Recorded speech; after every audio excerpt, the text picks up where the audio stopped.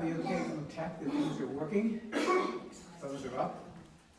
So welcome everyone to the UUFP, and happy Mother's Day to all those who are mothers or potential mothers, or those who have divine feminism, as it says up here, the divine feminine. We should all respect that women are divine, not just on Mother's Day.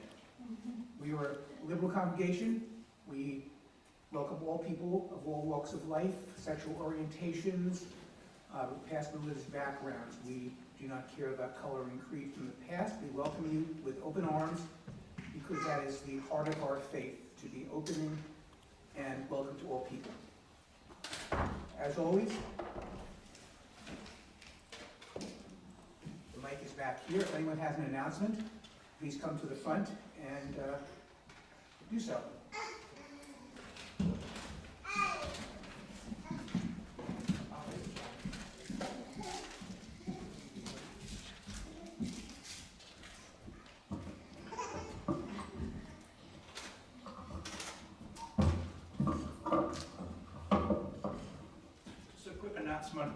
Cliff is away in Italy for another week, so he's not here to make his announcement about the cooking demonstration on Saturday, June the 20th, from 10 a.m. to 2 p.m.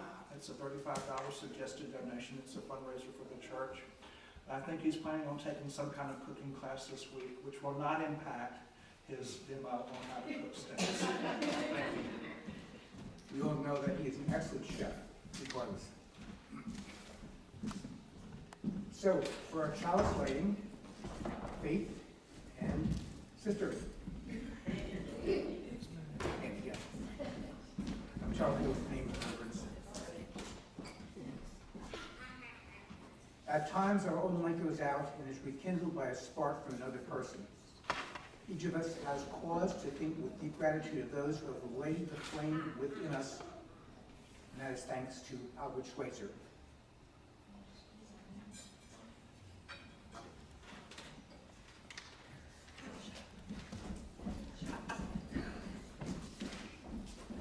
As usual, the chimes will begin the official, more solemn part of our service. It's the time to check your phones and anything that makes noise, and please put it on a quiet mode with regard to not interrupting the service.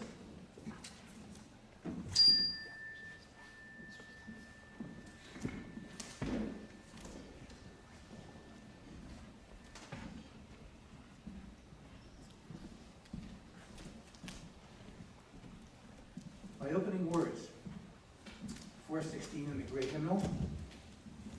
Holy and beautiful, the custom which brings us together in the presence of the Most High, to face our ideals, to remember our loved ones in absence, to give thanks, to make confession, to offer forgiveness, to be enlightened and be strengthened. Through this quiet hour breathes the worship of ages, the cathedral music of history. Three unseen guests attend: faith, hope, and love. Let all of our hearts prepare them for this place. Our opening hymn is 212 in the Great Hymnal, which is we are dancing Sarah's Circle. Please rise as you are physically able or willing. Yes.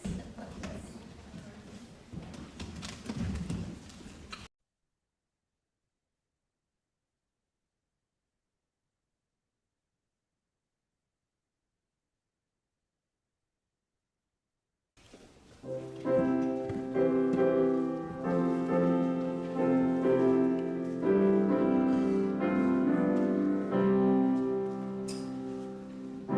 are dancing,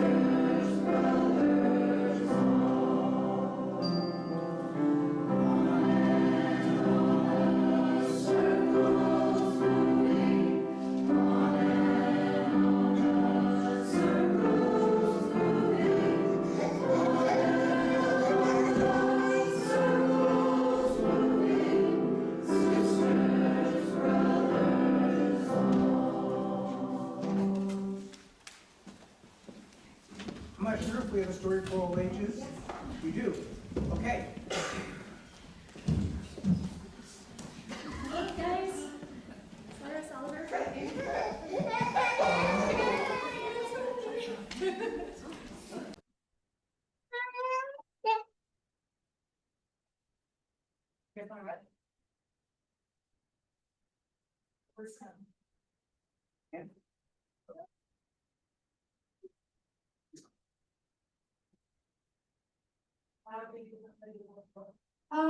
We'll see how I do.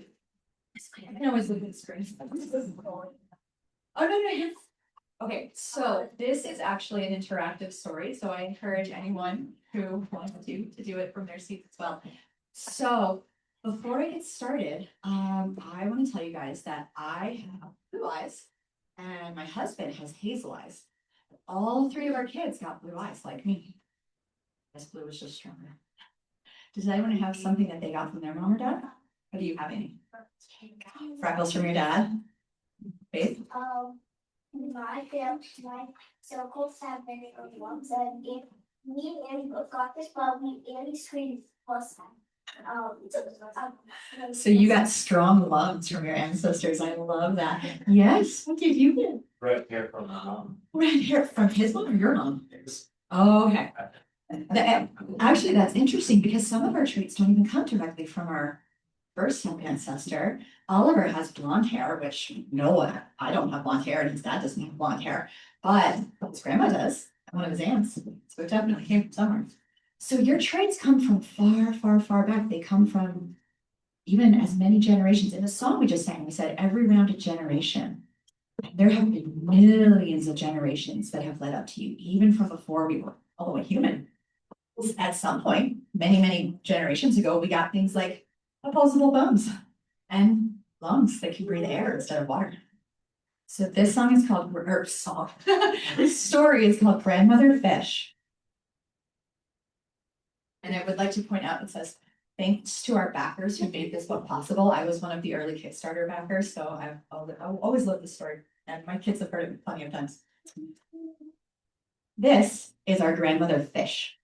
She lived a long, long, long, long, long time ago. She could wiggle and swim fast. Can you wiggle? And she had jaws to chomp with. Can you chomp?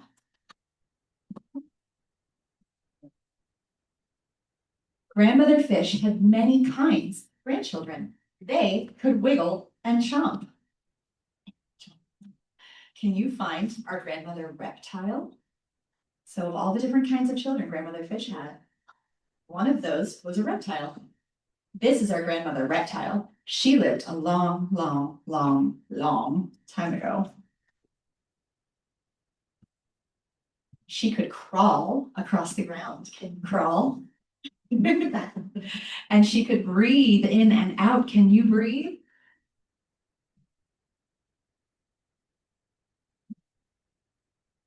Grandmother reptile had many kinds of grandchildren. They could wiggle and chomp and crawl and breathe. Can you find our grandmother mammal? Grandmother mammal.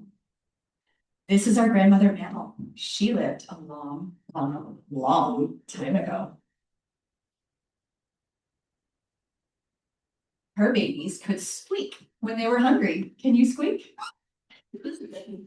And she could cuddle with her babies and feed them milk. Can you cuddle? So have you guys noticed that every generation that we go down, they can do all of the things that all of the generations before could do, plus some new stuff. Grandmother mammal had many kinds of grandchildren. They could wiggle and chomp and crawl and breathe and cuddle. Can you find our grandmother ape? Do you see it? Can you see the ape? This is one of grandmother mammal's branches. See it? This is our grandmother ape. She lived a long, long time ago. She could grab branches to climb. Can you grab? That's where those thumbs come in, right? And she could hoot when she was happy. Can you hoot? That was the beginning of our human type of vocal cords. Grandmother ape had many kinds of grandchildren. They could wiggle and jump and crawl, breathe and huddle and grab and you find a grandmother human. Grandmother human. Human. This is our grandmother human. She lived a long time ago. She could walk on 2 feet. Can you walk? And she could talk, tell stories. Can you talk?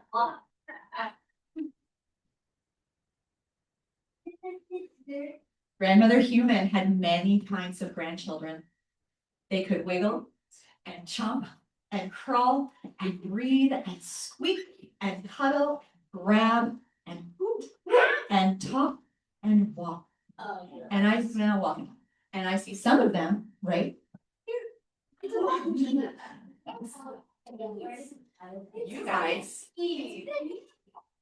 You guys are all cousins from a long time ago. Now I don't. I know. Well, that's different. Okay, that's interesting. Anyway, we won't read this whole thing, but have you guys ever done like a family tree project in school? No? Some, they don't really do those as much anymore because of the different kind of families. Nice. But this is your family tree that goes back millions and millions of years. Did you know you were related to fish? You are. Okay. Thank you. All right, let's sing our kids out to their classrooms.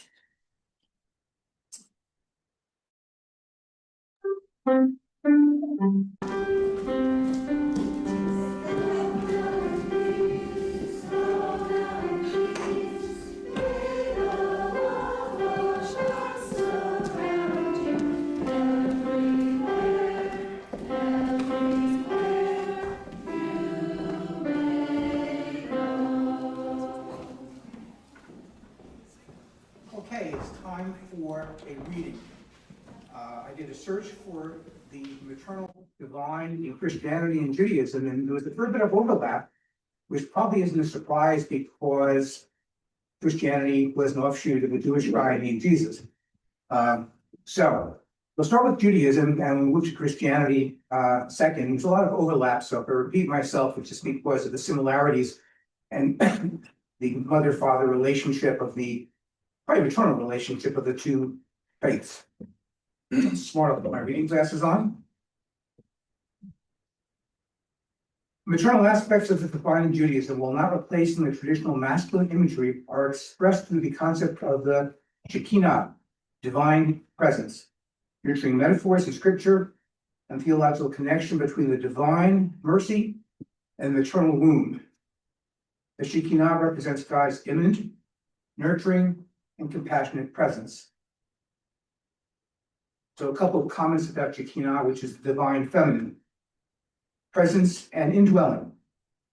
While often described in gender-neutral terms in early rabbinic literature, the Shekinah, from the Hebrew root to dwell, developed in Kabbalistic literature as the feminine aspect of God, balancing masculine and feminine.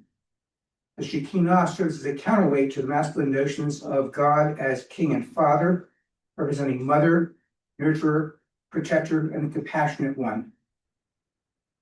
And exile and return, this is more into Judaism, is seen as being in exile along with the Jewish people, sharing their suffering and yearning for reunification with the divine. One other comment is, and I told Diane this is part of the upper alley, Kabbalistic perspectives, the three mothers. The mystical text, Sefer Yetzirah, the Hebrew letters Aleph, Mem, and Shin are referred to as the three mothers, representing the formative elements of air, water, and fire. So all things do come full circle. And contemporary imaging, feminist theology. Modern Jewish feminists have, as Rabbi Leonovic has noted, sought to rediscover the divine feminine in Shekinah. And the balanced God, the contemporary focus is to restore balance between the transcendent, often masculine image, and God and the immanent, often feminine image, Shekinah. Now on to Christianity, the close cousin. The maternal aspects of the divine Christianity highlight God's nurturing, protective, and creative nature, using the imagery of childbirth, nursing, and motherly comfort to describe God's relationship with humanity. While traditional theology is patriarchal, Scripture includes feminine divine metaphors, and early, medieval, and modern theologians have highlighted God as a mother who feeds, heals, and sustains. And this goes back, obviously, the Christian faith uses the Old Testament, as I would call it, the Torah, and the New Testament. So, a couple of comments. Birth and nursing. God is portrayed as giving birth to Israel, a rock that bore them, and a mother who comforts her children. Comfort and protection. God acts like a nursing mother in Isaiah and a mother bird in Psalm 91:4. First, protector. Divine maternal love is not only gentle, but also intense, likened to a bear robbed of her cubs. Wisdom is feminine. In Proverbs, wisdom, Chokhmah, is a feminine persona present at creation. And this is something that's more Christianic here. Julian of Norwich, the 14th century mystic, famously wrote that Jesus is, quote, our true mother, close quote, because he feeds us with his own body and blood, acting as a mother who nurses her child. And divine love, God's nurturing compassion is often linked to the Hebrew word rahem, or womb, emphasizing deep compassion. And finally, humanity's parent. God as mother is understood not as a biological gender, but as an expression of divine love that comforts and sustains. And I should point out to the New Testament, the mother hen, Jesus compares himself to a mother hen gathering her chicks in Matthew 23:37. So just keep those things in mind. I hope we have done a good job of preparing for Rev Cheryl's sermon, which is upcoming as per what is on the screen. It is now time for the offertory. We often talk about the 3 T's: time, talent, and treasure. This is the time where we ask you, if you are so inclined, to give us a bit of your treasure for the sustenance of our fellowship.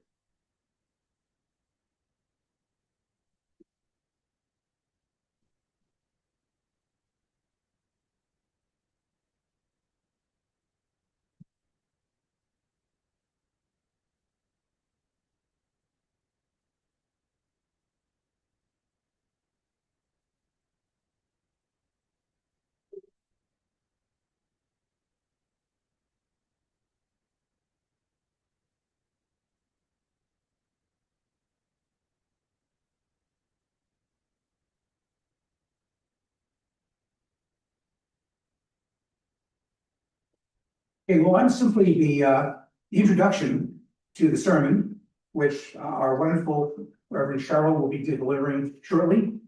She is a retired Lutheran minister, but still ministers to our needs here on a quarterly basis. And I'm hoping she will not retire and will continue to be available, but that is her decision. She will talk about the divine feminine, as she thought this was a great topic for Mother's Day, as opposed to something that could be more morbid. So she had another theme in mind and decided that we should keep that for another occasion, and we should focus on something happy and joyful, such as motherhood. So, Reverend Cheryl.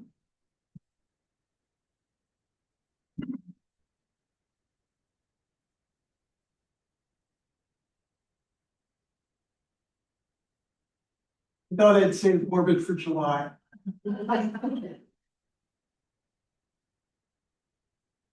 Late last Sunday night, much too late to change the topic, I realized that a presentation on maternal aspects of the divine could cause some consternation as to which characteristics should be considered maternal as opposed to paternal. So for the sake of argument for today, I'm going to talk about parental aspects that are traditionally considered maternal, such as compassion, comfort, and nurturing. That's not to say that dads do not have those characteristics as well. It's just to say that traditionally they are more often associated with mothers than fathers. And I promise I won't be back on Father's Day to talk about paternal aspects of the divine. Actually, I'll be doing that a little bit this morning. So let's get started. So, to start, even though my home pastor did his darndest to convince us that God wasn't male or female, I was pretty sure that God was a he. And I thought I knew what he looked like too. An old guy with long white hair and a white beard in long white robes. Kind of like Santa Claus without the red suit and more angry looking. And that image hung on for a while. After all, the confession of faith that we recited every week started with, I believe in God the Father Almighty. And the prayer that Jesus taught his followers to pray, that we prayed every week, and were taught from early on up, started Our Father, who art in heaven. So in many Western traditions, especially Christianity and Judaism, God is commonly described in masculine language, like Father, Lord, King. And these images have shaped theology and art and faith for centuries. But if God really is understood as being infinite and beyond human limitations, it raises an important question for us. Why would the divine be confined to one gender or way of thinking and not both? When we look at it more closely, even Western religious traditions include strong maternal imagery that broadens the understanding of who God is. And it's appropriate that we took a look at some of those images as we celebrate Mother's Day. So, Christianity is the part of world religions that I understand best, often turns up in the life and stories of Jesus. In the Gospel of Matthew, as John mentioned, Jesus laments over Jerusalem, saying, "How often I have longed to gather your children together like a hen gathers her chicks under her wings," an image that portrays protection, vulnerability, and care, rather than dominance or authority. Jesus tells a story about a woman who lost a coin and searched for it, which is another subtle example of maternal characteristics. While it's often overshadowed by the parable that we know about the prodigal son, this story places the woman at the center of a divine teaching, focusing on persistence, care, and joy in finding the lost, qualities that resonate with maternal devotion. And then, even though she isn't divine, there are all those stories about Jesus' mother.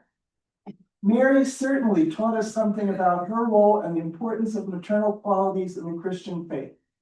She is the first one to recognize and announce the importance of Jesus even before he's born. She's the one in the Gospel of John who encourages her son to perform his first miracle in changing water to wine. And she also, along with the other women, are there for Jesus and his suffering and are the first witnesses of his resurrection.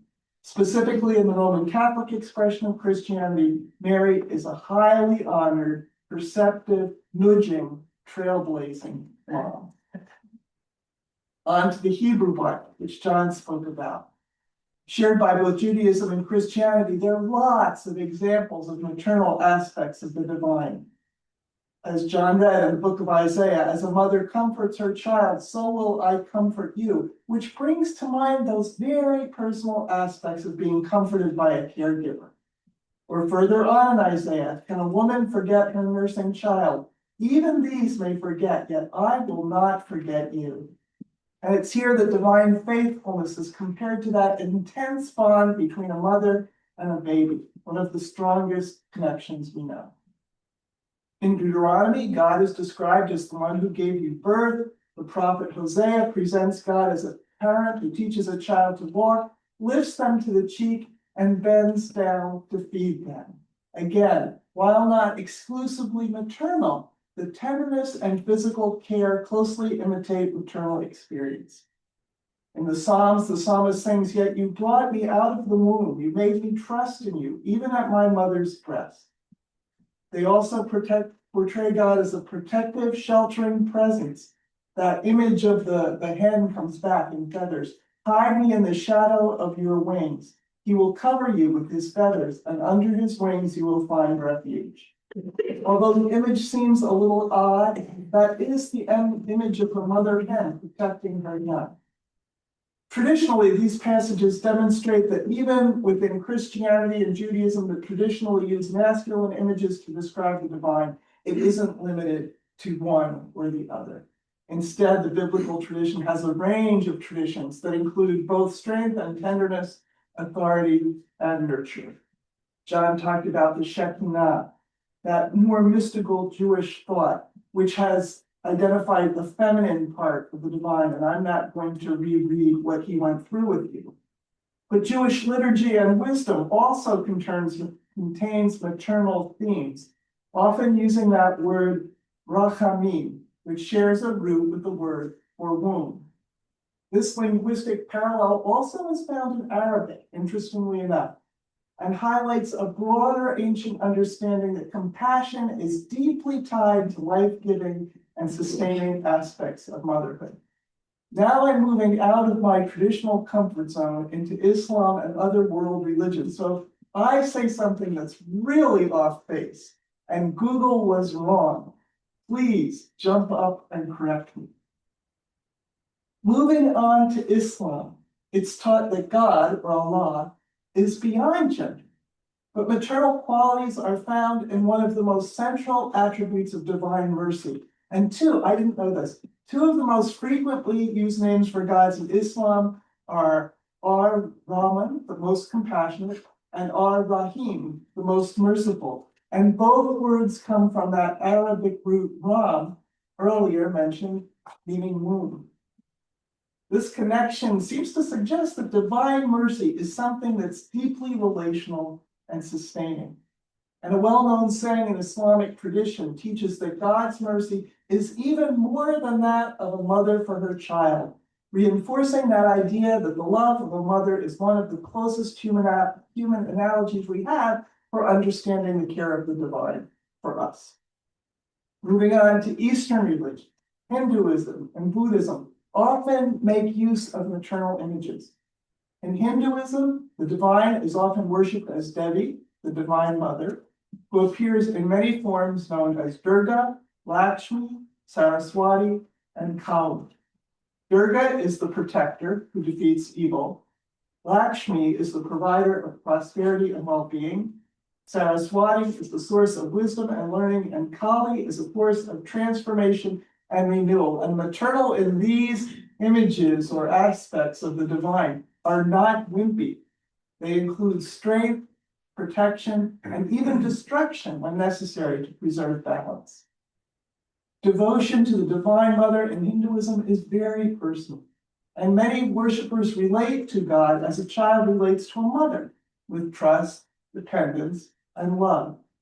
The relationship emphasizes accessibility and intimacy, rather than that kind of hierarchical understanding you get in some of the more paternal aspects of the divine and world religions.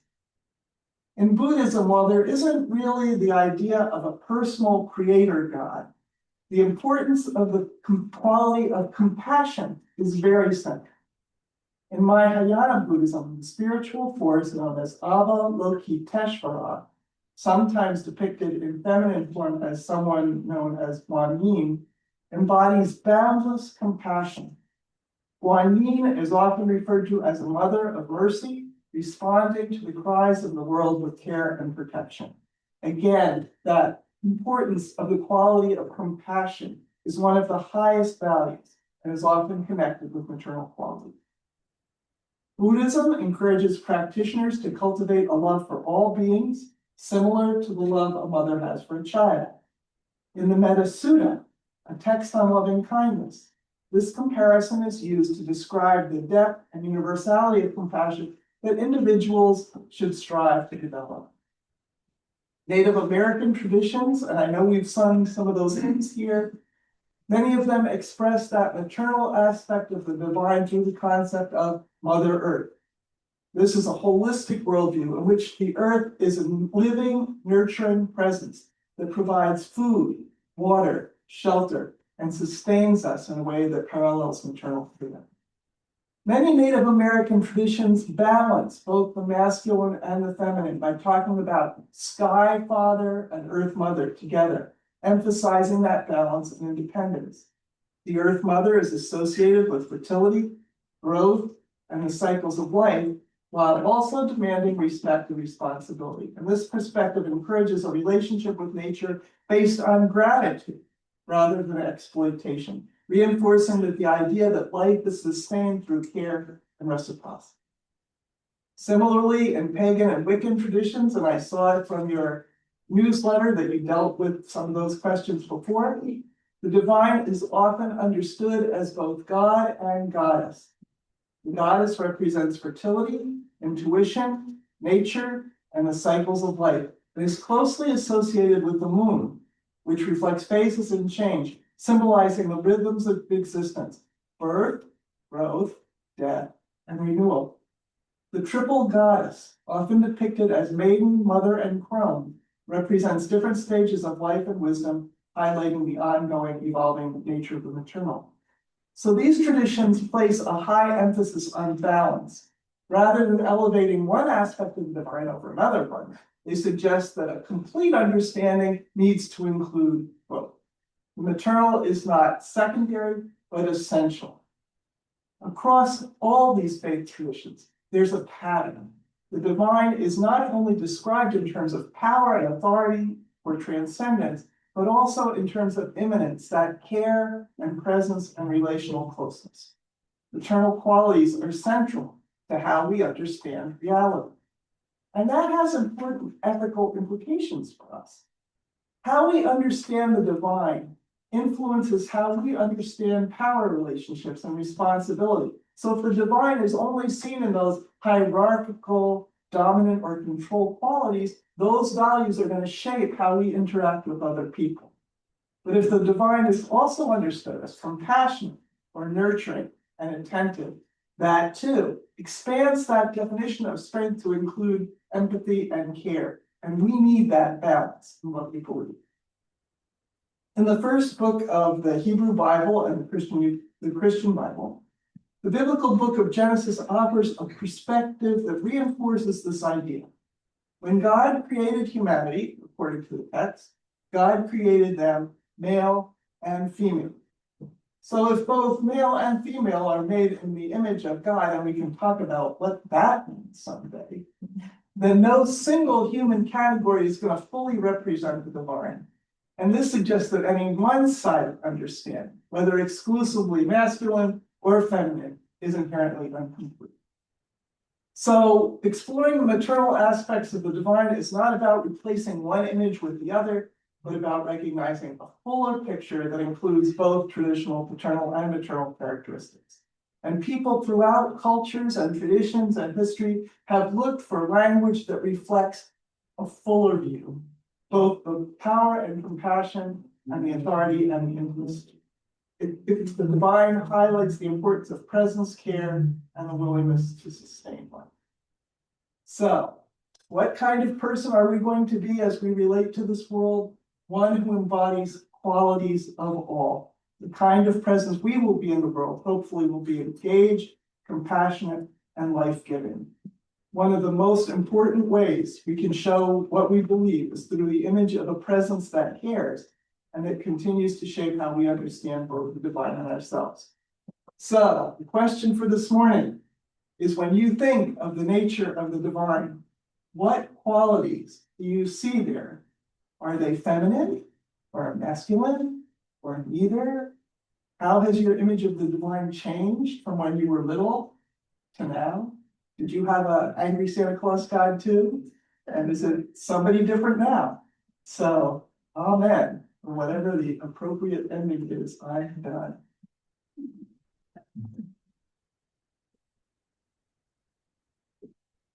As is often the case, and I'll put the battery back in the portable mic, Reverend Cheryl usually gives us a lot of fodder for consideration and response. So if anybody has any thoughts with reference to what she has told us this morning, I can get the mic ramped up and we can go forward and do that. Anybody interested in response? Lori? Once, I caught the Gandhi movie, it's on yesterday, it's on, and when you said, Gandhi was assassinated by, what's considered a fundamentalist Muslim man, and some people say his last words were Ram. You said Ram was the root word that was associated with Islam, which is just, was that's interesting to me when you said that, because if he said that, if those truly were some words that were Gandhi's when he was dying, you know, he was still honoring the other, he was still honoring the others. Hinduism was his main focus, even though he was raised with apparently a religious tradition that honored both sides. But anyway, anything to make of is him honoring Ram when he was dying. Thank you.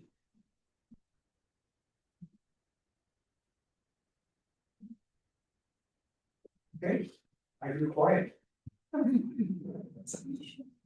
It is, there's, I grew up with right, and in our church was this picture of Jesus with angels surrounding him, and Jesus was very compassionate. So that was my identity. But I was always confused by the surrounding angels because they were heads with wings. So I felt, okay, Jesus is okay, but being an angel is really scary. Getting your head cut off, like now, not out there. So I don't know how that influenced my values, because, you know, that meant, you know, don't be too good, because you don't want to end up an angel. But, you know, and obviously things have changed now because I don't have a deity in mind. I guess I more have nature in mind as, what I believe is divine, but how that got there, you know, is just as big of a puzzle as when I was believing in Jesus, is how God got there. yeah. That would be fun to do something on angels sometime. Yeah. It always puzzled me that all the angels for the Christmas tree are women, but through the Bible, they're all men. And you do not want to mess with them.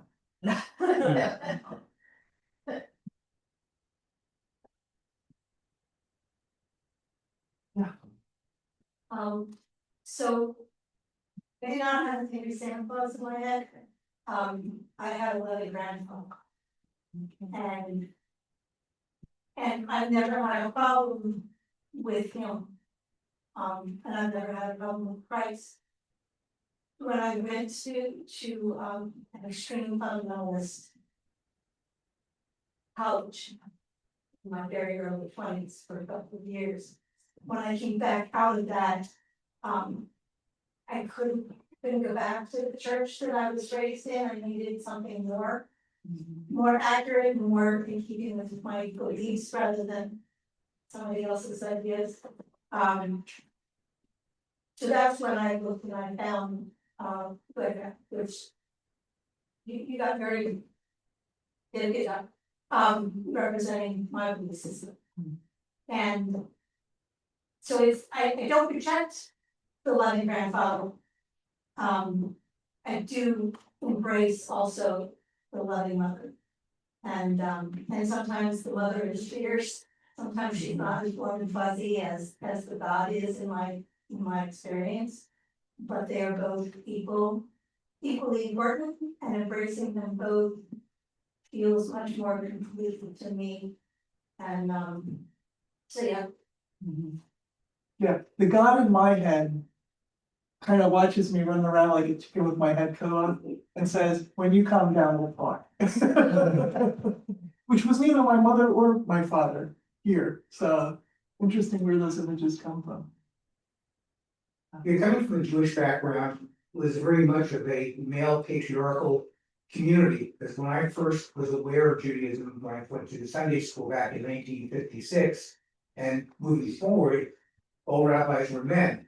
Women had not yet been allowed in the faith to become rabbis. And I think that's still true for the Orthodox faith, but not for Reform or conservative. So I grew up with the thought that whoever gets to the Torah had to be a male. And that was the image that I grew up with in Judaism. And And I've, learned to adapt as I listen to different services on my own, that women are quite capable of leading a congregation in a dramatic and functional way. But certainly my background in Judaism was very patriarchal, for the reasons I was describing. Lots of things in the world were very patriarchal back in the day.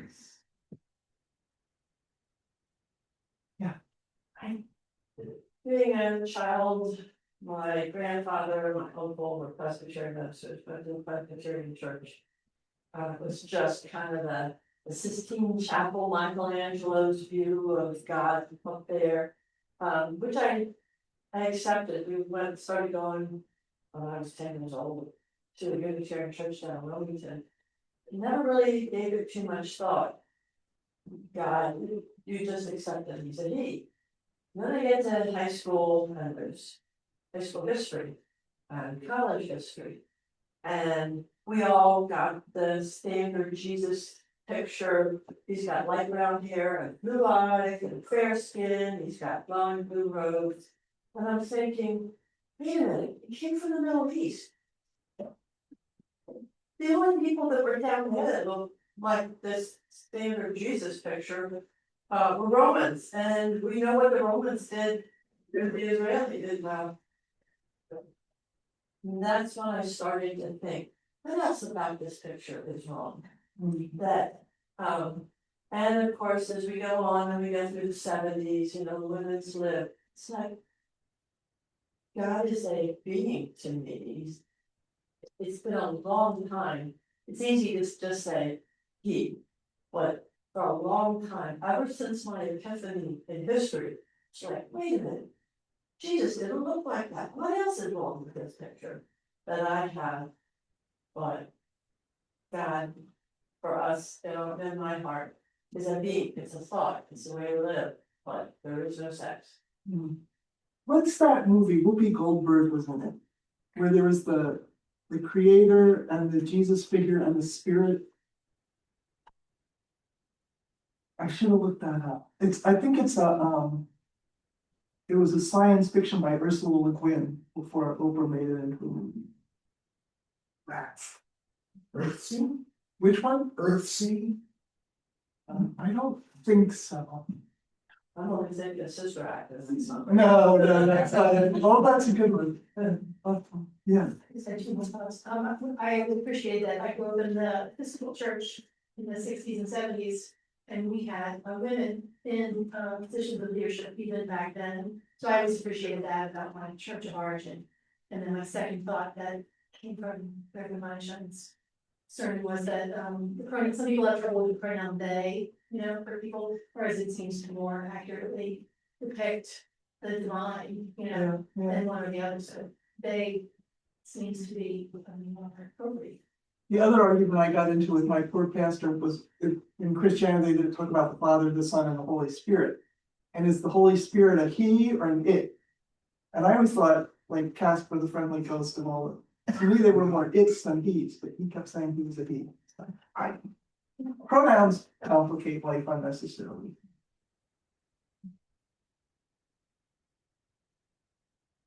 Former common, the Archbishop of Canterbury, for the first time is a female. So the English church would now come into the modern times. Yeah, I'm not holding my breath for when the Pope is a female. Yeah. Although there is, what is it, Pope Joan, the book that says there was a female Pope at one point, who did it? The left hand of darkness. Okay, but that wasn't the hand of the movie, or the name of the movie. I will have to look it up. I can see it in my memory banks, but the title isn't going across. Okay.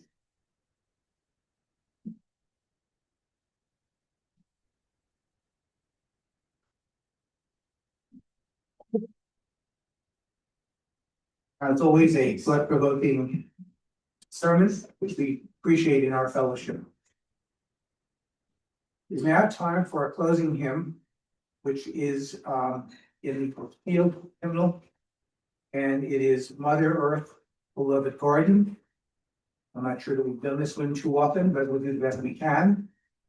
And please rise as you're willing and able. And we will certainly meet ourselves.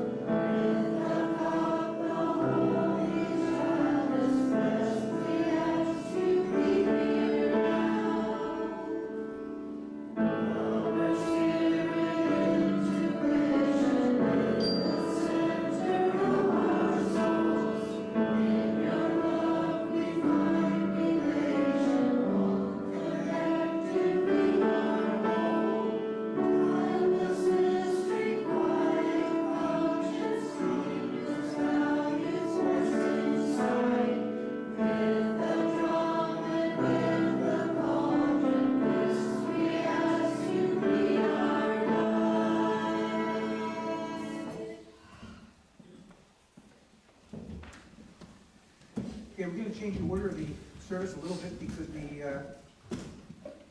want to, well, if we can share joys and concerns. I'm a little out of order here, didn't sleep well last night. So we're going to turn off the recording, and then people can share their joys and concerns in the privacy of our sanctuary.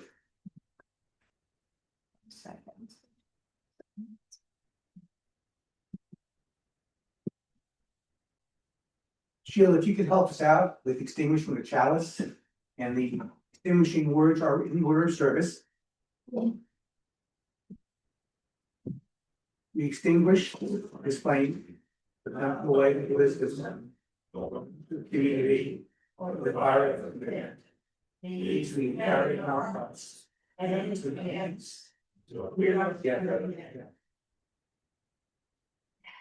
And I didn't put down any closing words, so I'll basically say, once again, happy Mother's Day to all who are mothers. Those who are thinking of being a mother in the future, may they have the fertility to do so. And to the grandmothers, they deserve the credit of having kind of basically gone through child rearing twice. So I'll leave it there. We're now going to enjoy a postlude, our skilled pianist, after which we'll have coffee and conversation.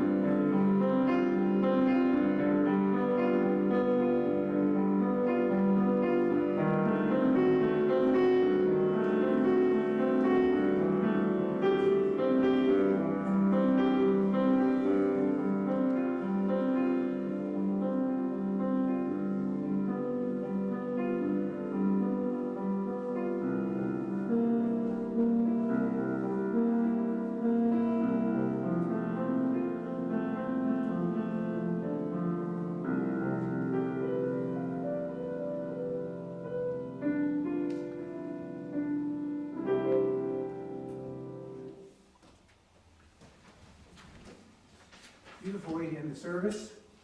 And let's head over to have coffee and conversation and some good food.